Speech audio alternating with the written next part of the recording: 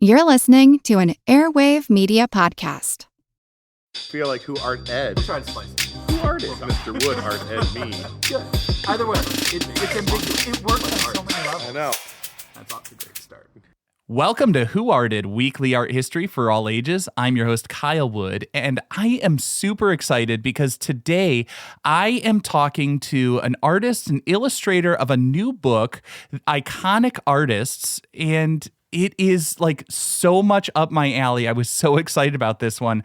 I am pushing him to come in and give us a two-parter for this one so we can cover twice as many artists as his publicist had initially agreed to. Thank you so much for your generosity with your time, David Lee Csicsko. Well, hello, Kyle Wood. I am delighted to be here. I'm very excited about this book that it's just come out. It's a very personal book. It features 50 artists that I feel very strongly about, artists that I find really fascinating. And as a working artist, I have a lot of ways of looking at art that I love sharing with people. I love taking people on tours of the Chicago Art Institute. So now with the book, Iconic Artists, we've got an artist giving their take on 50 different great artists from history. Can we just start off with a little bit of your artistic background and your influences? I mean, how did you pick these different artists? I'm a Chicago artist, born and raised in Hammond, Indiana.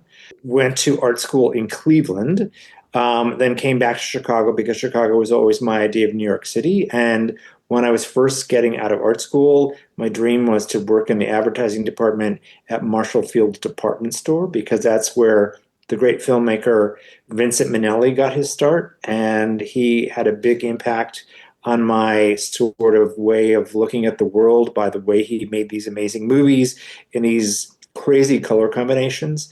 And so as an art kid growing up in Hammond, Indiana, which is an industrial town, a working class town, if you were the art kid, you did a lot of posters. And posters were something I was very good at. I did everything from posters for the Red Cross to the school play. I had an uncle who ran for an office within the steel mills in the union, and I helped him get elected. I was a very precious child, and when I helped him get elected at age 10, I said to my mother and his wife, my aunt, I said, I helped him get elected, and I haven't gotten a thank you yet for all this work I did because I took my job very seriously.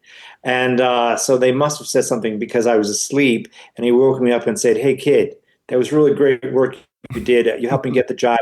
Thank you. Now go to bed." So Toulouse-Lautrec is the tie-in. Toulouse-Lautrec was an artist who lived in Paris, made posters. I loved what he did. He was someone I was very aware of, not because of visiting art museums, but there was a movie that came out in the 50s that wound up being on television called Moulin Rouge. There was a second one, which is a different story, but with similar people in the film. But Toulouse-Lautrec made posters for the Moulin Rouge, which was a nightclub. So I think of him in contemporary ways of saying what he was all about was that Toulouse-Lautrec was really the first art club kid. He was the art club kid of the 1890s. And then later we have great artists like Keith Haring, who we'll talk about later, and Jean-Michel Basquiat. Those are both art club kids who found their way by making art in nightclubs in the same way that Toulouse-Lautrec did. So there's this big ongoing connection. And also Toulouse-Lautrec was a giant inspiration to Picasso. When Picasso came to Paris, it was kind of basically to follow in the footsteps of Toulouse-Lautrec, but not to make posters, but to make paintings that were similar. But when he got there, Toulouse-Lautrec died in, I believe, 1901, and Picasso got there a few years later, but times had already changed, and the Moulin Rouge was not the same as it had been in Toulouse-Lautrec's time. But it's fascinating with Toulouse-Lautrec is that he was from a very, very aristocratic family in the south of France. His parents were very wealthy. They were first cousins, which does not really make for good DNA. So his chemical makeup was fraught with all kinds of problems. When he was 6, he fell going down the stairs, and when he was 7, he fell off of a horse, and his legs never properly healed. So his lower legs stopped growing, and his body grew basically from the waist up. So as an adult, he was under 5 feet tall. He walked with the assistance of a cane. He had come from this very elegant family. As I said before, they were tall. And while he was recovering from these injuries, his mother encouraged his drawing. And then later she sent him to Paris, where he studied. And at that time, when he was studying art, a fellow classmate of his for a very short time was Vincent van Gogh. And they drew each other. Also at this time, photography is sort of coming around. It took a long time to have your picture taken, but Toulouse-Lautrec, sort of being a party boy, enjoyed getting dressed up for a photograph. At the same time, the trade route had just been opened to Japan, so things were coming into Paris, and it was incredibly fashionable to look at Japanese woodblock prints. Were actually, and the way that the woodblock prints, as legend has it, found their way into Paris is that they were importing these tea sets, and the tea sets were actually wrapped in what are now considered priceless Japanese woodcut prints, were used for the packing, and then that showed up in galleries. The Japanese composition had a big effect on Toulouse-Lautrec. So he looked at the Japanese, which was a different way of making imagery than the Western view. So a great sense of perspective, putting things really close and things far in the background. This all kind of informed his sensibility. And along the way, he wandered into these nightclubs and said, I'll do a poster to promote your artist, which meant a cabaret singer or a lead dancer. It's also the time of the can-can. He was an amazing quick draw. His drawing ability is phenomenal. Also, drawing really informs his paintings. His paintings are really like drawings with paint, as opposed to big blended colors. They're applied sort of in thin layers, but as if he's drawing with the paint. Yeah, and if I can interrupt, I think like just for our listeners to understand what you mean there, like when I think of Lautrec's work, I think of the energy of the lines and the movement and the composition, and the way that some of it sort of dissolves around there. But there's a lot of like distinctions that you're hinting at that I want to draw out a little bit further, if you'll excuse a pun. Like one of the things that always struck me about Lautrec's work was, as a painter, he was doing something that some people might almost see as beneath a fine artist, if you can, perceive the air quotes through your headphones there. Like when he was doing the posters and stuff, that was seen as kind of a lower art form by a lot of people, the division between fine art and commercial art, which I know you and I have talked previously about, like the way that you yourself felt that when you were studying. And so I would love to get your insights on that and how not only like the distinctions are in the purposes of the art, but what you're referring to as the difference between someone who draws a paint, like with paint, compared to a quote unquote painter. Sure. I think what happened is that as he was sort of finding a way to express himself, and he also came from a lot of money, so he didn't have to paint to live the way that other artists did. He came with a big cushion, and he helped out other artists who were less fortunate, and he also helped out people who were in trouble financially.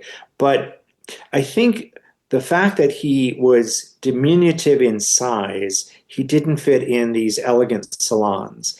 And so by going to the Moulin Rouge or going to the circus, he fit in a way that he could actually disappear and draw what he saw. The Art Institute of Chicago has his most famous painting, which is called At the Moulin Rouge, which he actually painted on site there, and then it was displayed for everyone to see at the Moulin Rouge. And then he also began doing these posters. But what made his posters so interesting is that he designed the lettering as well. But again, it's sort of informed by looking at Japanese woodblock prints. One of his famous images is the close-up of kind of a hairy hand of a guy playing the bass fiddle. You see his profile, you see his hand, you see the hair on his hand, and then you see the dancer or the singer on another layer. So he's really storytelling with these posters, which is making them become fine art. All the things that would happen in a painting are for the first time happening in an illustration. And this is kind of like the early golden age of posters. And there's another guy who comes along named Alphonse Mucha, who also was working at the same time, but their work was very, very different. Toulouse-Lautrec's is very hands-on, has a sense of the hand working and how his mind is thinking. I think he painted very direct, drew and painted very directly, but also he really understood the human form. He had a great sense of anatomy. Also, he had a great sense, because his family just loved horses so much, he spent a lot of time around horses. And he drew these amazing horses either at the circus or at the stable or at the races. And later, so the life of a club kid is not easy. So he sadly gave in to drinking heavily and enjoying the sort of forbidden things that people did back then, like smoking opium. But the excesses of this and his diminutive size kind of led to his decline.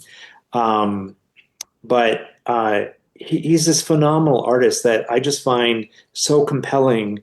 I was recently in Paris before the pandemic, and there was a giant retrospective where I just got to see tons of paintings, tons of posters, and theater curtains that he had designed. He became really good friends with all of these people, especially the women that he depicted. And later, they would leave the Moulin Rouge and have their own show, and then he would paint the show curtain. And it's just, again, filled with art. But also his love of the circus also had to do with his love of horses. And there were very famous, like 3 or 4 circuses in Paris that had a full-time place. They had their own building. They weren't in a tent. They actually had their own theater. And he was around that all the time. But at the same time, other artists are interested in that. There's a famous painting, the sort of the of the many sort of Mona Lisas in their school at the Art Institute of Chicago is Georges Seurat's painting Sunday Afternoon on the Isle of Grand Jatte. But he also did several paintings in circuses with equestrian riders. And Toulouse-Lautrec lived in this building where he was not on the first floor. He was several floors up. So getting up and down the stairs was not easy. Especially because of his size and his physical condition. But he also became friendly with a model who posed while he was in school, whose name was Suzanne Valadon. Her name is actually Marie Suzanne Valadon, and he said, "Why don't you call yourself Suzanne Valadon?" And he saw her natural ability, and he loved what she was drawing. And she was nervous to paint. They became intimate. They were lovers for like 2 years. He was crazy about her, wanted to marry her. She didn't want to get married. So eventually she broke his heart. His heart was broken many times by many women. And so sometimes he was a bit bitter, but he was also had an incredible sense of humor. And his sense of humor comes through with the artwork that he made. If you look at it, there's just a real human touch, but also there's this great human quality, and they're kind of marvelous, but they do have a sense of humor as well. Yeah, there's a quirkiness to Absolutely. them. Absolutely. Like I always think of, you've already mentioned at the Moulin Rouge, probably his most famous work, where it's just like you see the woman in the foreground with the green face, lit by the gaslight lamps, but also in that you see Toulouse-Lautrec himself walking through the background with his cousin, I believe, was his doctor, the taller figure. Right. And all the people seated around the table are friends of his. And, Exactly. as you've already kind of alluded to, one of the things that I have found so much about the art world is it was such a small world. And all of these people who are giants of history, seem to have all been hanging out with each other. I think that's probably partial. I don't know. I think probably part of that would be because they feed off each other and they push each other to greater heights, and so of course, like, that whole circle is gonna get to the top, and people find their people. I mean, Right. it's this lovable band of misfits at the Moulin Rouge who are, absolutely, yeah. you But know, also, it's the timing.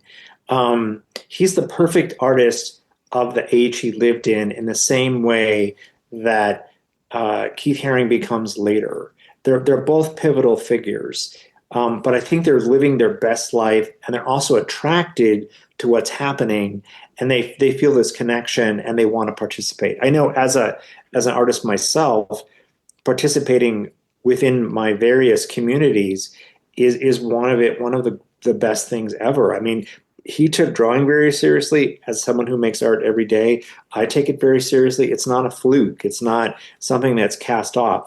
He worked very hard, but he had this wonderful ability that really was so different from the previous artists. What he did does not look like Monet or Renoir. Interesting enough, Suzanne Valadon was the model for many of Renoir's paintings. She's the one with the red hair. And mhm. the Art Institute also has a bareback rider in a circus, and she actually is the model who posed in that painting. She had been an acrobat but fell and hurt her back, so she had to stop performing. And she became an artist model. And also, Toulouse-Lautrec was just crazy about her, and he also encouraged her to paint, but she was afraid to. And so he connected her to Edgar Degas, who then was just amazed by her raw talent, and he also encouraged her, and they all kind of helped each other. What I found so fascinating was that we think of Vincent van Gogh as this loner, but there was a time when he did have several artistic friends.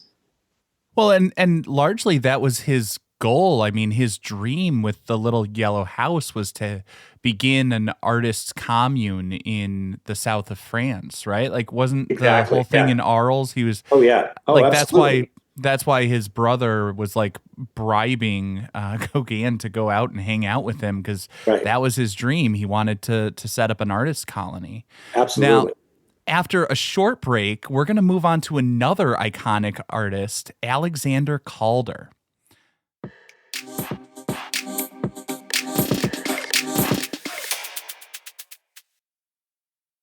Now, I'm back talking with David Lee Csicsko, who illustrated this amazing book, Iconic Artists. It's 50 iconic artists, and I'm going to see how many I can get through with him today. One of the artists that you included in your collection was Alexander Calder. And I'm curious, what drew you to Calder?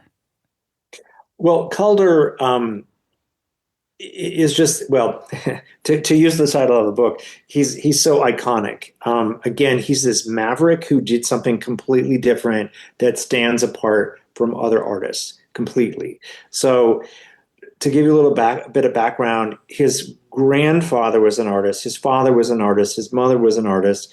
He was also gifted that he could draw because it was just part of his world, but he really didn't want to be an artist. So he sort of studied engineering, but his family was very successful. His grandfather, I believe, designed the sculpture of Benjamin Franklin that's on top of like one of the big buildings in Philadelphia. And he but Calder didn't really want to be an artist, so he went to engineering school, married, and then because they had money, the thing to do was to go to Paris. And so when he landed in Paris, they knew everyone. They knew the Steins, they knew Gertrude Stein and Leo Stein. He knew Picasso. He was friends with Moreau, the other Spanish artist, but he was friendly with Mondrian. And so Mondrian invited Sandy Calder and his wife to come over and look at his new paintings, and he had sort of invented his style that he's most famous for, which are these sort of squares and dotted lines, very simple, sort of paring it down to the primary colors, red, yellow, and blue with a touch of black and white.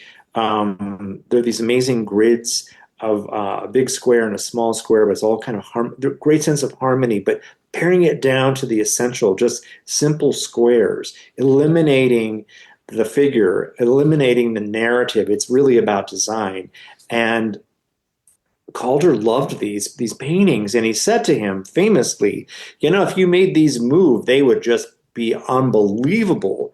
And Mondrian said, I don't want to make paintings that move. If you want to make paintings that move, you go to your studio and you create something that moves. And so this stuck in his head. He took this idea, came home and started cutting things out of shapes and tied them together with string and bars and created what became known as the mobile.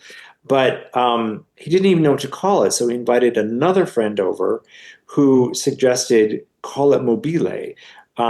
Because it moves and it moved with the air. And suddenly this new thing was born. And so it was incredibly modern in the way that back in the day, Toulouse-Lautrec was modern, even though he was living in the 1890s. So you move forward to the 20s and the 30s, modernism is just growing leaps and bounds. The automobile, a sense of speed, all kinds of things were happening. The world is rebuilding after World War I, and all these Americans and very smart people are going to Paris because it's the place to go. And so they're building the World's Fair that's going to be in Paris. And for the Spanish Pavilion, Picasso, who was just outraged by what happened with the bombing of Guernica, painted the largest painting that's an anti-war painting ever. It's all black and white and gray of the horrors of this event, where this small farm town was bombed. And so with that, Miro was in charge of picking the artists, and so he had picked another Spanish artist to make the fountain, but the fountain that the person wanted to do was totally classical, and it didn't fit with the idea of like, this should be modern. So he asks his friend Calder to make a fountain. Now, Calder thinks, why does a fountain have to have water? So his fountain had something that no one ever would have thought of, but Calder, he filled the fountain with liquid mercury, which is incredibly, is incredibly bad and toxic. But it was this weird kind of like shape that the mercury traveled through. It kind of looks like if there was a space age alien that looked like a lobster. It's kind of the best way to describe it. And so it was in front of Guernica, and Picasso hated it. They were like two bulls in an arena butting heads. They both had good size egos, and but it's amazing that he got to do this. Then he comes back to the United States, starts making more mobiles. He's also impressed with the idea of that he could send it via airmail. So he would have a show in London and send the parts to the gallery, and they couldn't figure out how to do it. So he would have to then hop on a boat to get to London from New York, which took several days, and then he would assemble these mobiles. Later, he made things called stables or stabiles, which were sort of these marvelous reaching forms that are very abstract.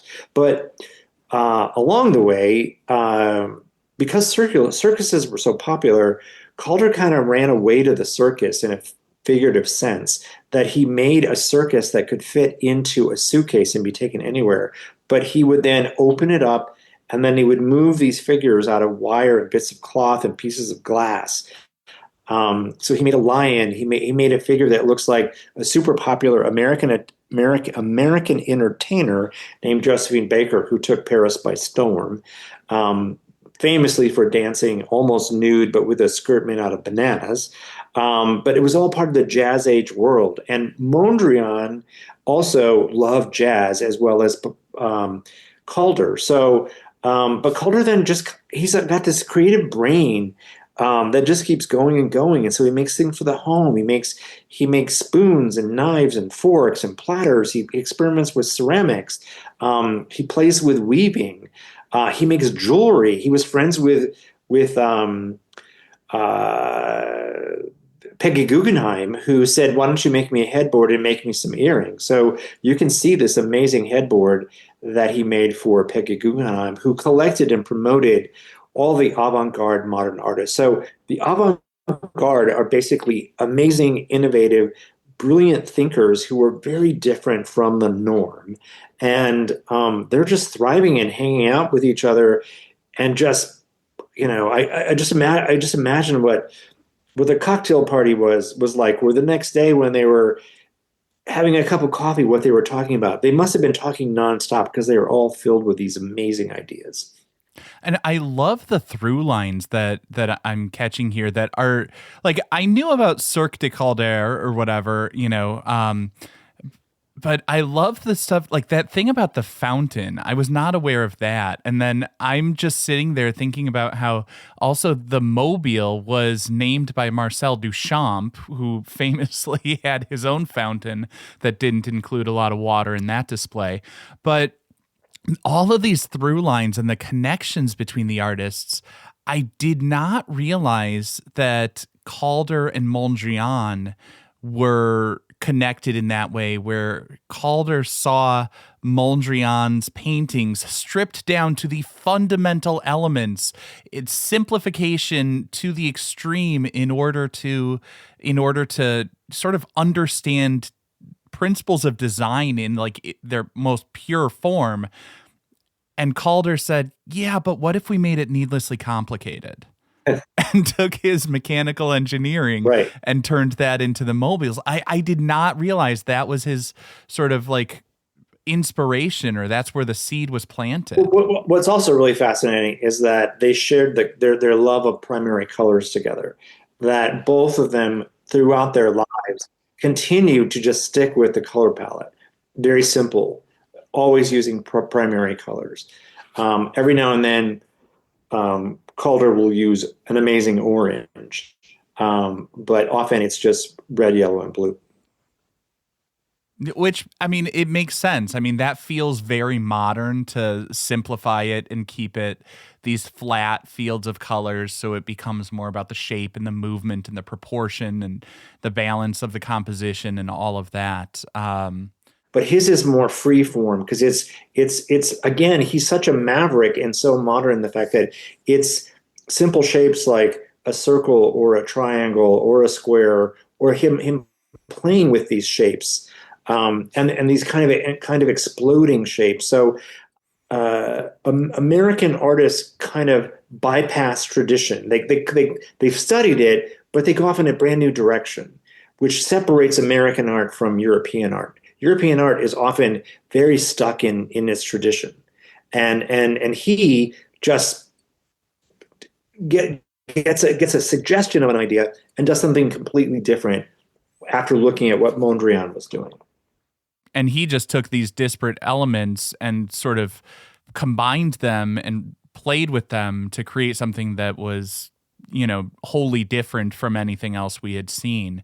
And I mean, I think that's probably what defines an iconic artist is they're picking up on these threads that no one else would think could weave together. Right. Exactly. When you see pictures of Calder, he kind of looks like this gruff teddy bear. Like he doesn't smile very often in pictures. I think he just didn't like having his picture taken. But he lived in the same way that Mondrian lived a very austere life. Calder kind of kept it simple. He wore like a red t-shirt or a red sweater, and kind of stick to this sort of very strong sense of aesthetic, and the follow through is just in both of their worlds is really amazing because it's so consistent. And now we're going to have one last short break before we talk about one of my all-time favorite artists, Keith Haring.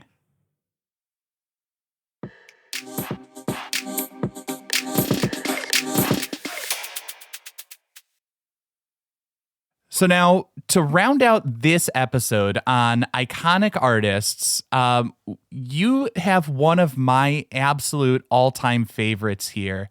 And so I got to know, what appealed to you about Keith Haring?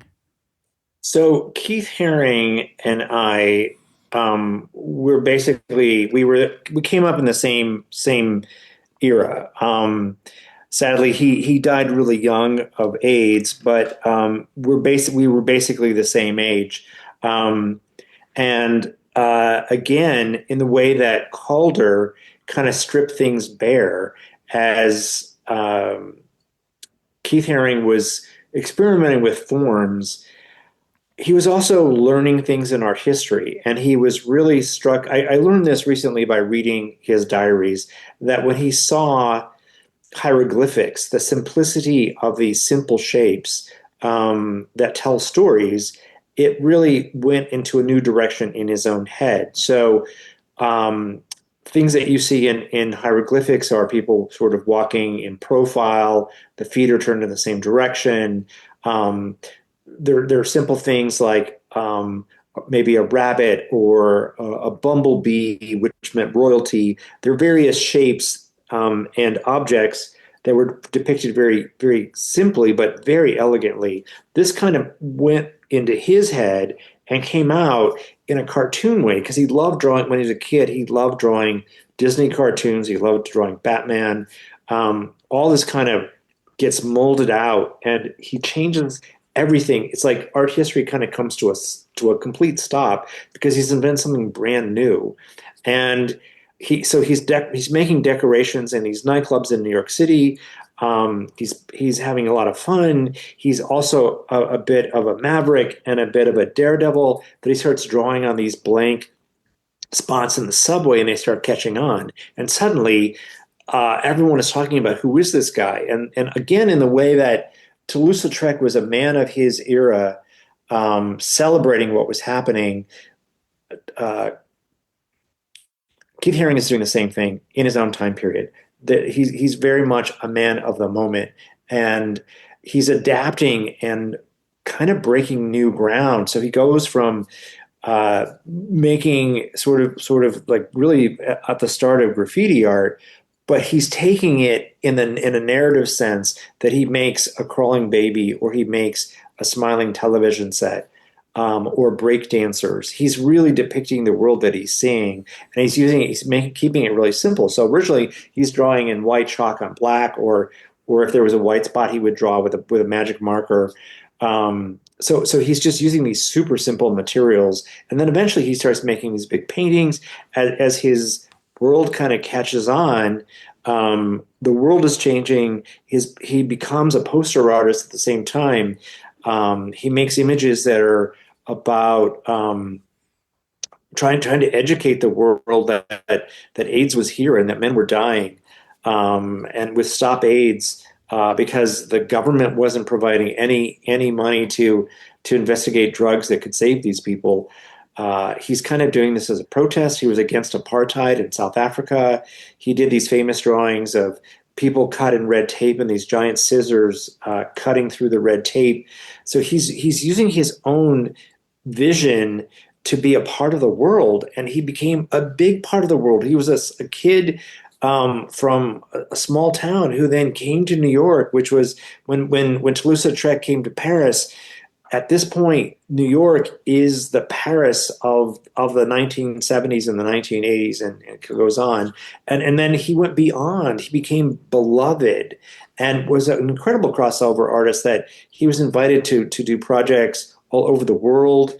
And I think everyone kind of loved it, but since he has passed away tragically so young, in the way that Toulouse-Lautrec passed away young, his work has just grown in its appreciation. And I think a younger audience loves the wildness of it. I think everyone kind of relates to the fact that this guy is a rule breaker, but he makes these images that are fairly simple, but they're incredibly sophisticated. They use the space well. There's a great sense of negative space around them, but they're so simplified, yet they're not, because they can become quite elaborate. Yeah. And I think, the way I always explain it to students, I always talk about how if we look at these figures, they are like one step above a stick figure. It's a bubble figure. And at first people look at that as like, well, it's so simple. But I always say that's what's so brilliant about it, because it's not a person, it's every person. There are no signifiers of time or culture. And, if I didn't know my history and know that he was a product of like the 1980s, I could place Keith Haring. I could say Keith Haring's work is as relevant today. Some of the specific circumstances might be different, but it applies to all people in all times in so many ways. There's always a need to be addressed, be it AIDS or, racial equality or, whatever it might be. He was an advocate for the social problems he saw in his day. But, these messages are kind of timeless and universal. Absolutely, absolutely, and I think the appreciation for him just keeps growing in the way that his sort of contemporary Jean-Michel Basquiat, the affection now for Basquiat, where museums were not interested in these works, suddenly they're the must-have. Every collection needs one of these pieces to kind of round it out. Which is really amazing. I think in the way that Toulouse-Lautrec opened doors and Calder was a maverick, all of these people are making things that are giant contributions to our culture, but they also they push it up the hill further. They're making a big statement, and all of these artists' work still looks so interesting today. And I think there's also something about the way they make it seem almost effortless. There's a playfulness to it. Even going back to Lautrec, whose work was, so energetic and frenzied. There's a sense of fun and levity to a lot of it. And obviously, like, a mobile, a sculpture that's moving around, like there's something fun and delightful about that. And Keith Haring, as much as he was tackling serious issues, he was also doing stuff that was bright and colorful, and like he loved the hip hop scene. And fun fact about one of his most iconic works, I was at a Keith Haring exhibition a few years back. I went to a show in Philadelphia, and they said that iconic three-eyed smiley face that came about because he was looking at his old childhood coloring books that had like a how to draw Mickey Mouse on there. And basically he messed up. The eye placement was off, and he just ran with it and decided to add a third eye to balance out the composition. And like, there's something I absolutely love about someone who just takes what's in front of them and rolls with the mistakes and like leans into it and finds a way to salvage the somewhat ugly, mistaken, less than ideal things that are happening and turns it into something beautiful and uplifting. Absolutely. Absolutely. All of these three artists we talked about, there's a sense of spontaneity and willing to take risks. Yeah.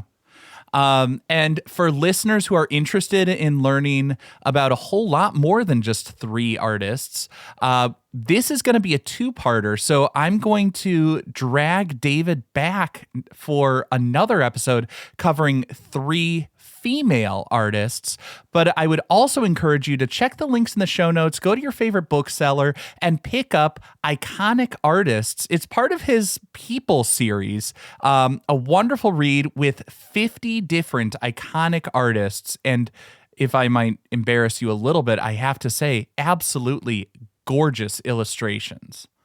Oh, thank you. Thank you. I also want to tell everyone that it's published by Trope, Trope. You can find it at trope.com. You can also find it I encourage you to ask your bookstore to get it, but if you live out in the middle of nowhere, you can always find it on Amazon. It's there as well. But this book was a super personal project. I'm the co-author on it. I had a wonderful collaborator, Lindy Sinclair, who wrote the science book that I did. We got along great, and we both were very passionate. I think the passion comes through in the pictures, but also in the storytelling of the work. And Kyle, I'm so glad that you like the art so much. I've always wanted to get the Art Institute to have more artist-led tours of the museum, because I think artists who are working artists, they look at art differently. They don't just look at what they've learned in art history, but they can see how the paint is applied in ways that art historians don't have that experience. And so I think artist to artist or artist sharing is a marvelous way to go, because it's just an extra layer of insight and hopefully depth. But also, I also believe in trying to keep things fun, and there's nothing wrong with good eye candy. You can't have we need surprises. We need beauty in the world. We're living in kind of a dark era at the moment, and I think art and imagination is what will get us through troubled times. Agreed. And that's why for our next episode, I'm going to talk to you about some iconic female artists. And I want to get your perspective as an artist talking about artists in how you portray other artists. This concludes this week's episode of Who Arted, part of the Airwave Media Podcast Network. If you found this tolerable, please leave a rating or review on your favorite podcast app. You can find images of the work being discussed this week and every week on social media at Who Arted Podcast on Twitter, Instagram, and TikTok, and of course on the website whoartedpodcast.com. Podcast done.